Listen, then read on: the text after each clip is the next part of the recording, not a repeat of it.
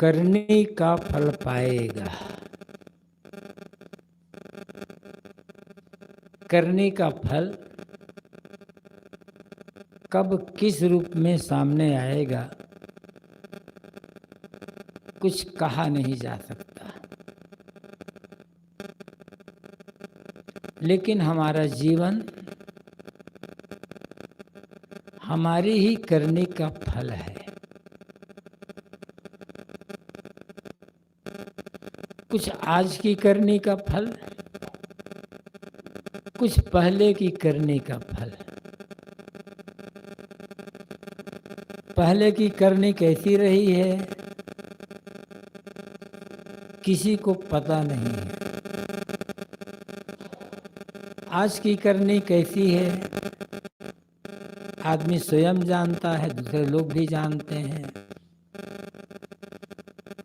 आगे हमको करनी कैसी रखनी चाहिए ये बात भी एकदम सरल और साफ है।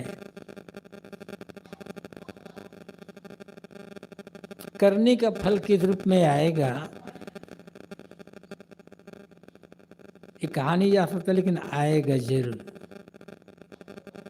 एक कहानी है, कुछ लोग कहते हैं घटना है।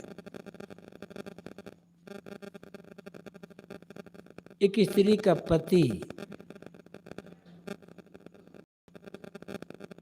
थोड़ी उम्र में मर गया था। जब वो स्त्री के पास 4-5 महीने का एक बच्चा था तभी उसके पति की मृत्यु हो जाती है।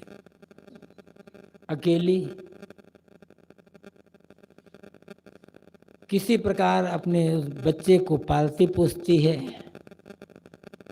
और 4-5 महीने का बच्चा असहाय, उसको पालती पोसती है। धीरे धीरे बच्चा बड़ा होता है, तब तक वो बूढ़ी हो जाती है। उस लड़के की शादी होती है। शादी के बाद एक दिन रात में खाने के समय उस लड़के की जो पत्नी आई थी नई नई,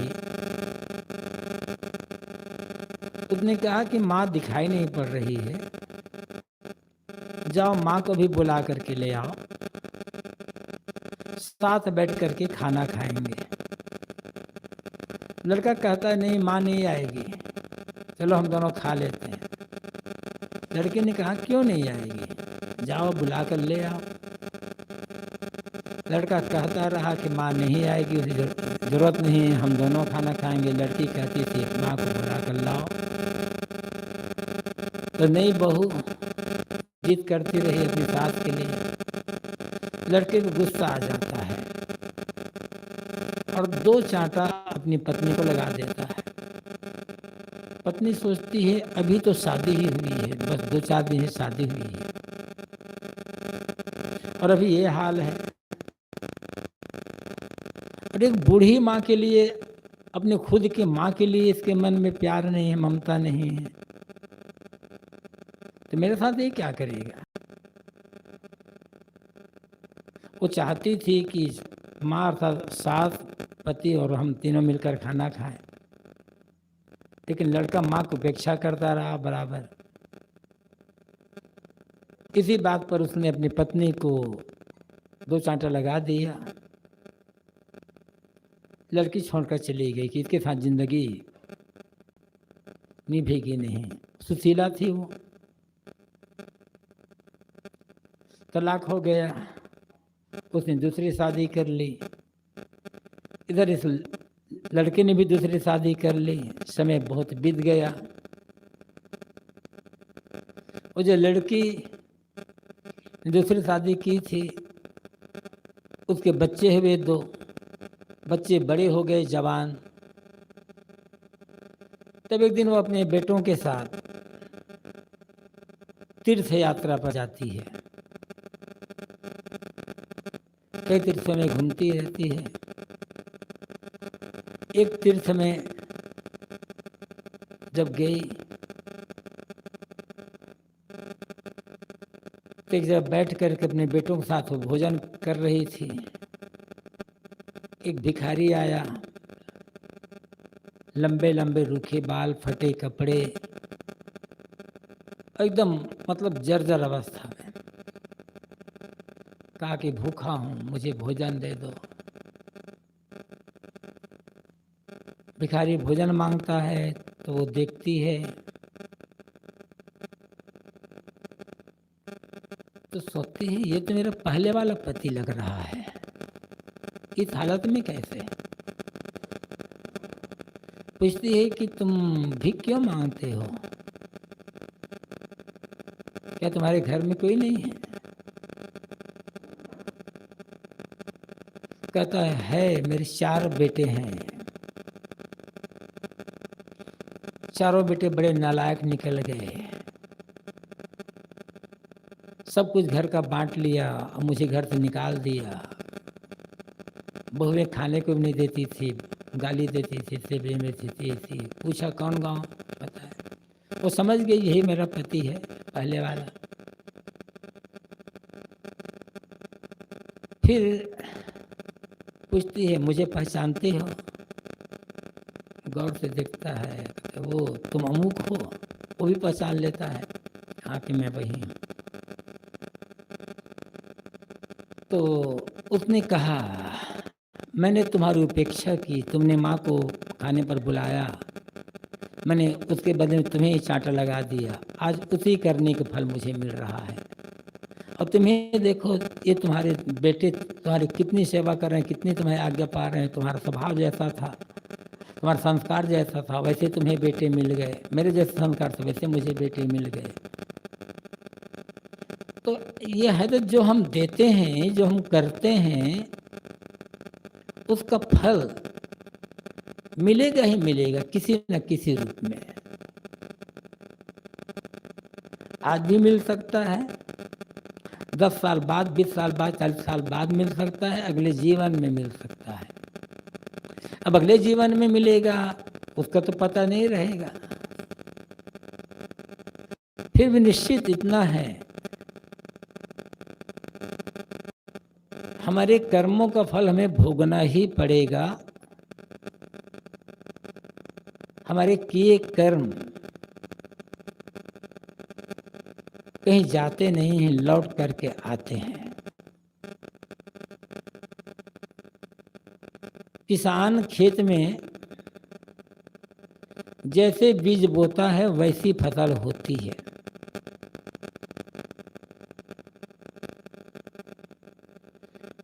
किसान चाहे कि जो फसल मेरे खेत में उगी हुई तैयार है, आगे मुझे ऐसी फसल नहीं चाहिए,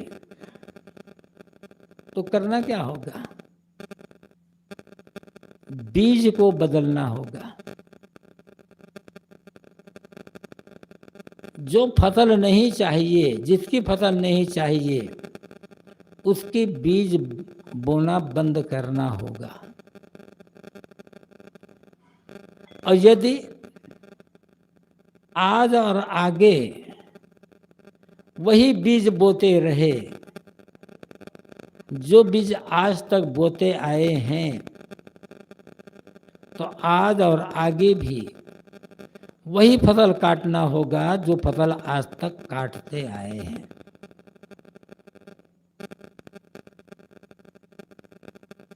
बीज बदलने से फसल बदलेगी, फसल बदलने से बीज नहीं बदलेगा। पहले बीज होता है तब फसल होती है। हमारे जीवन में बीज हमारे कर्म है। जो दुख आज भोग रहे हैं, जिन दुखों का सामना करना पड़ रहा है, आगे वे दुख न भोगना पड़े, उन दुखों का सामना न करना पड़े, तो जो कर्म अब तक करते आए हैं गलत कर्म, उन्हें बदलना होगा ना।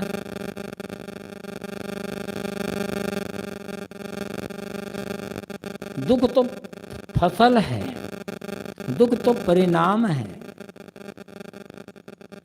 मूल तो बीज कर्म है।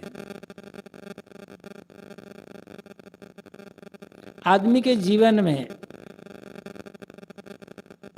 सुख भी आते हैं, दुख भी आते हैं। दुनिया में आज तक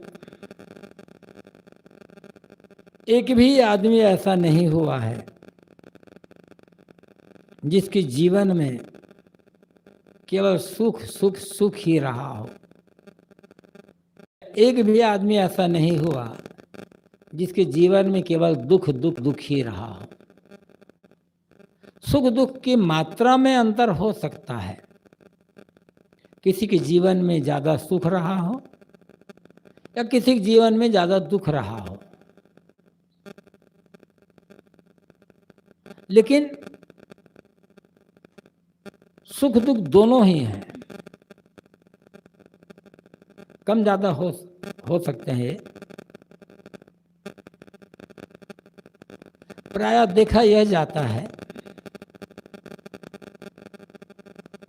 जब जीवन में सुख आता है, अनुकूलता आती है, सब कुछ बढ़िया बढ़िया रहता है, शरीर भी स्वस्थ रहता है, बाल बच्चे भी ठीक रहते हैं, और जो चाहिए अनुकूलता वो सब अनुकूलता रहती है, तो आदमी इतराने लग जाता है,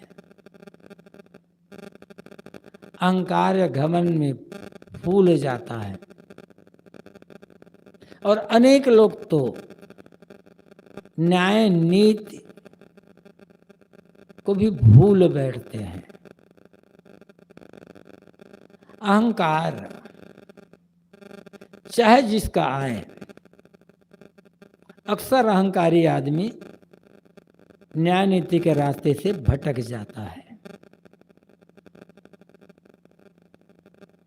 और जो न्याय नीति के रास्ते से भटका उसका एक दिन पतन होना स्वाभाविक है। तो जो सुख आता है, अनुकूलता आती है, मुनाफा होता है, प्रतिष्ठा मिल जाती है, बड़ा पद मिल जाता है, आदमी अहंकार करने लग जाता है कि मैंने ऐसा किया, मैंने वैसा किया, मुझमें ऐसी योग्यता है। और फिर अपने से जो छोटे लोग होते हैं उनका तिरस्कार करने लग जाता है।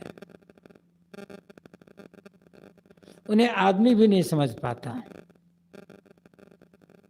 आदमियत को भूल जाता है। और जब समय बदलता है, परिस्थितियां प्रतिकूल होती है, सुख दुख में बदल जाता है, पद छीन जाता है, प्रतिष्ठा धूमिल हो जाती है, तब आदमी माथा पकड़ करके रोता है, हाय मेरे साथ भगवान ने क्या कर दिया, दूसरों को दोष देने लग जाता है। अहंकार तब भी उसे अपने गिरेबान में झांकने नहीं देता। घोर संकट में पड़ने पर भी अहंकारी आदमी अपनी कमियों को, अपने बुरे कर्मों को समझने के लिए तैयार नहीं होता, परिणामता और दुख से घिरता चला जाता है। जब सारी परिस्थितियां अनुकूल अनुकूल हो,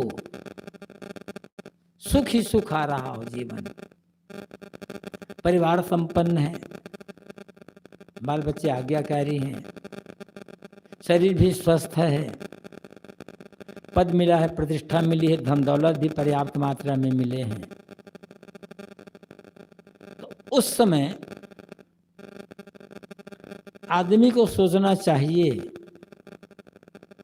कि जो सारी अनुकूलताएं मुझे मिली है, शरीर, परिवार, बाल बच्चे, धन दौलत, पद प्रतिष्ठा आदि,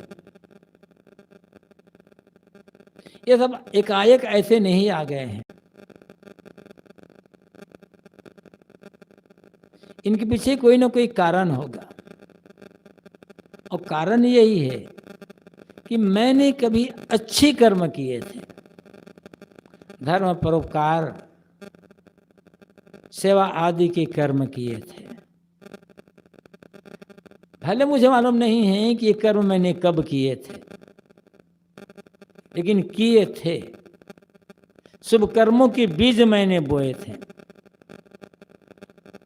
उसी की फसल के रूप में आज ये तमाम अनुकूल परिस्थितियां हैं, सुख है, शरीर स्वस्थ है, बाल बच्चे आज्ञाकारी है, धन दौलत भी अच्छे हैं, पद प्रतिष्ठा भी है। ये जो सुख आया है मेरे अपने अच्छी कर्मों का परिणाम है। अच्छी कर्मों के बीज मैंने बोए थे। और यदि मैं चाहता हूं कि ये जो अनुकूल परिस्थितियां हैं, जो धन दौलत सुख है, सम्मान है, पद प्रतिष्ठा है, मुझे आगे भी ऐसे मिलते रहे और जो मिला है वो जीवन में बना रहे, तो मुझे आज और अधिक अच्छे कर्म करने की आवश्यकता है। आदमी सीख ले करके अच्छे कर्म करता रह जाए तो अच्छे कर्म करने से मन प्रसन्नता रहेगी, और मन प्रसन्न रहेगा तो शरीर स्वस्थ रहेगा, और प्रसन्न मन से जब काम करेंगे तो काम और बढ़िया बनेगा। प्रसन्न मन से दूसरों से व्यवहार करेंगे तो उधर से भी हमें बढ़िया व्यवहार मिलेगा, प्रसन्नतापूर्वक व्यवहार मिलेगा, आदि उसका फल मिलेगा। किसी से हम प्रतिकूल व्यवहार करते हैं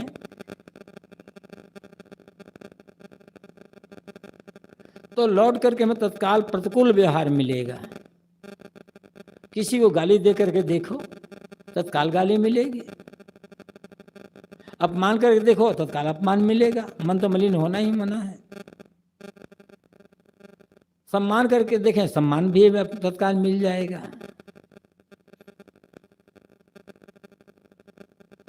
तो जो सुख आज मिला हुआ है,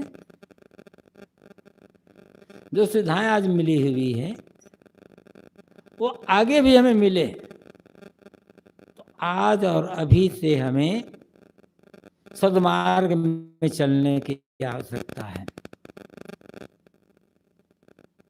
तन मन वचन से धर्म परोपकार शुभ कर्म करने की आवश्यकता है। और यदि परिस्थितियां चारों ओर से प्रतिकूल हो, धन दौलत की कमी हो, शरीर भी अस्वस्थ हो, परिवार भी प्रतिकूल हो, पद प्रतिष्ठा आदि कुछ है नहीं, ये सब दुख जब जीवन में आ जाए तो आदमी को सोचना चाहिए, कभी मैंने बुरे कर्म पाप कर्म के बीज बोए थे। और बीज बोना क्या है? बुरे कर्म किए गए थे, पाप कर्म किए गए, दूसरों को तकलीफ देना या अपमान करने, सब कर्म किए गए थे। उसी के परिणाम में आज मेरे जीवन में इतनी प्रतिकूलताएं, इतना संकट, इतना दुख आया हुआ है।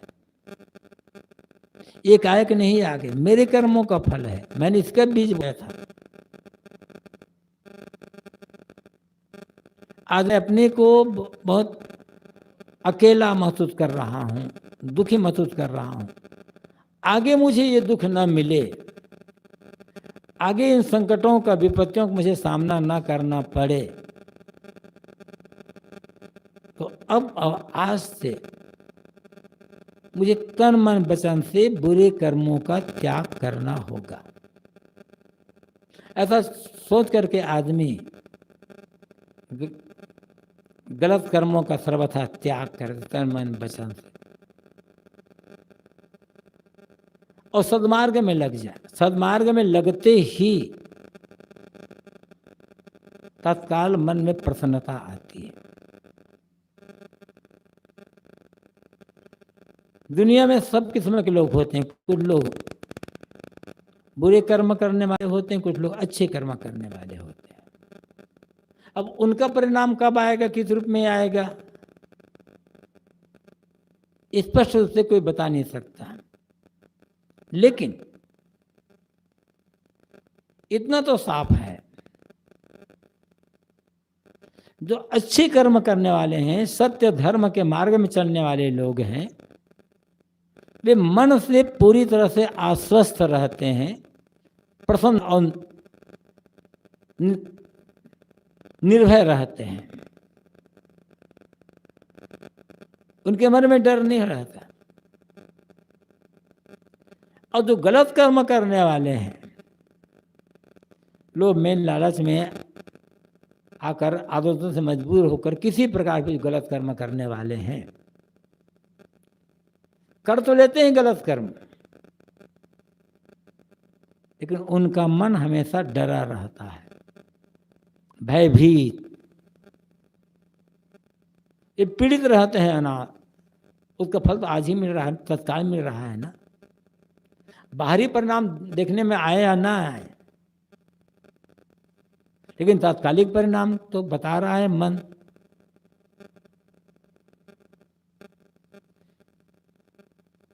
और जहां मन डरा हुआ है, मन भयभीत है, चिंतित परेशान है, ये कम बड़ा घाटा है, ये कम बड़ा दुख है। गलत मार्ग पर चलकर पैसे तो कमाए जा सकते हैं, मठ मकान बड़े बड़े बनाए जा सकते हैं, लेकिन गलत मार्ग पर चलकर आज तक कोई मन से सुखी नहीं हो सका है। मकान बड़ा हो गया, धन बड़ा हो गया तो आदमी सुखी हो जाएगा, ये सोच गलत सोच है।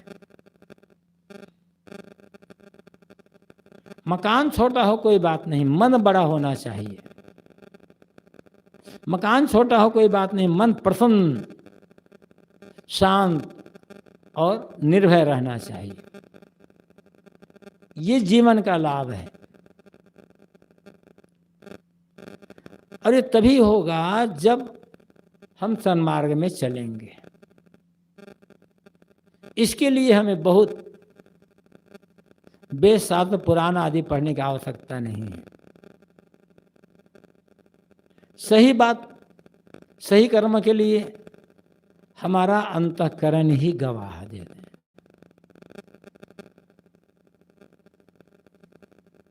सबसे बड़ा गवाह हमारा अंतःकरण, हमारा मन।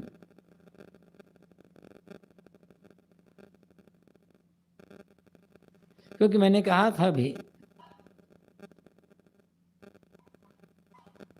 गलत रास्ते में चलने वाला आदमी हमेशा डरा हुआ होता है,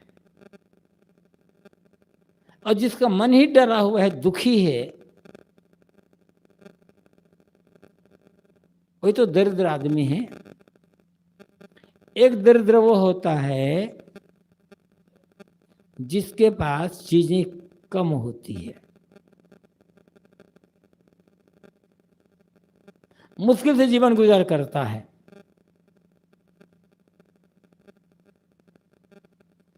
और एक दरिद्र वह है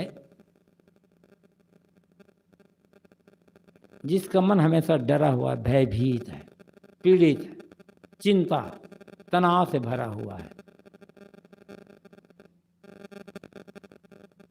अब चिंता तनाव से मन भरा हुआ है तो पैसा बहुत बढ़ गया, मकान बड़ा हो गया, तो फायदा क्या हुआ? किसके लिए बढ़ा है? जिस सुख के लिए, जिस प्रसन्नता और शांति के लिए बड़ा मकान बनाए, बहुत पैसा कमाए, बड़ा पद पा लिए, वो सुख, वो प्रसन्नता ही गायब हो गए। तो बड़ा मठ, बड़ा मकान, बड़ी धन दौलत, बड़ा खेत खलिहान फिर किस काम के लिए आते हैं? और कौन लेकर गया इनको?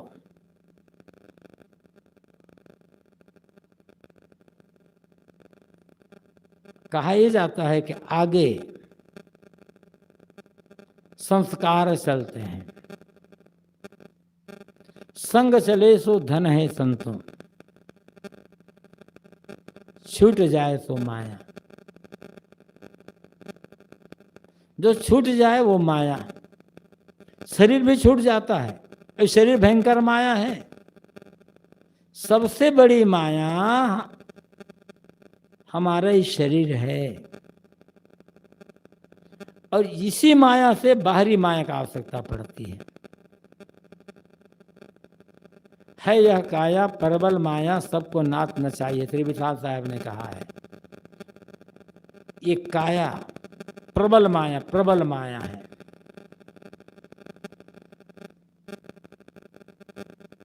और ये माया है, इसलिए बाहरी माया का आवश्यकता होती है। शरीर माया है और उस माया की रक्षा बाहरी माया से होती है।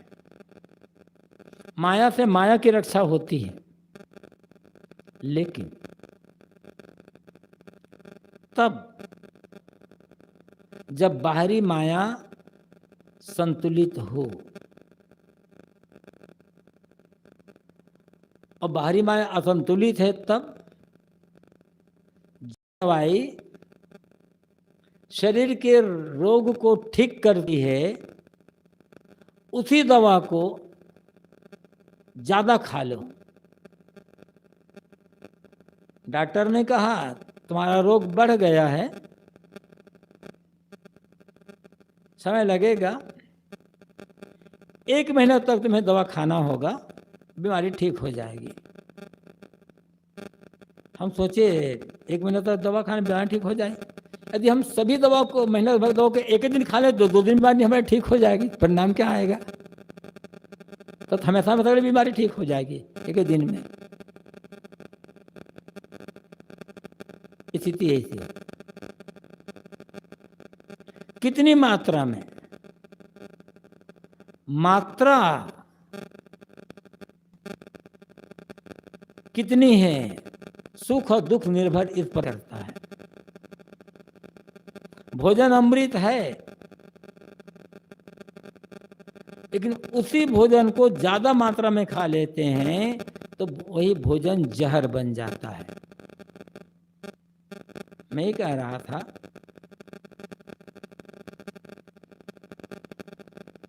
कि माया जो छूट जाए वो माया, और सबसे पहले हमारा शरीर छूटता है। शरीर छूटा तो मकान छूटा, धन छूटा, खेत खलिहान छूटे। जब तक शरीर छूटेगा नहीं तब तक मकान छूटेगा नहीं। सही सब कुछ सिगरेट हो और मकान नहीं छूटेगा, धन दौलत नहीं छूटेगा, लेकिन शरीर छूटा तब सब छूट गया। तो जो छूट जाए वो माया, और जो न छूटे संग चले वो धन। वो है क्या? संस्कार। संस्कार बनते हैं हमारे कर्मों से, जैसे हम करेंगे वैसे संस्कार बनते हैं। और जैसे संस्कार बनते हैं फल वैसा ही मिलता है। यदि कड़वा फल नहीं चाहते, कड़वा फल खाना नहीं से बचना चाहते हैं, कड़वा बीज बोना बंद करना होगा। और कुछ अच्छा बने या ना बने, संस्कारों को बढ़िया बनाना होगा। और संस्कार बढ़िया तब बनेगा जब मन बढ़िया होगा। शरीर बढ़िया होने से संस्कार बढ़िया नहीं बनेंगे। शरीर चाहे जैसा हो, दुबला हो, पतला हो, काला हो, गोरा हो, रोगी हो, अंधा लूला लंगड़ा, जो भी है शरीर लंगड़ा होने से मन लंगड़ा थोड़े होता है। शरीर लंगड़ा होने से बुद्धि लंगड़ी नहीं होती, जीव लंगड़ा नहीं होता।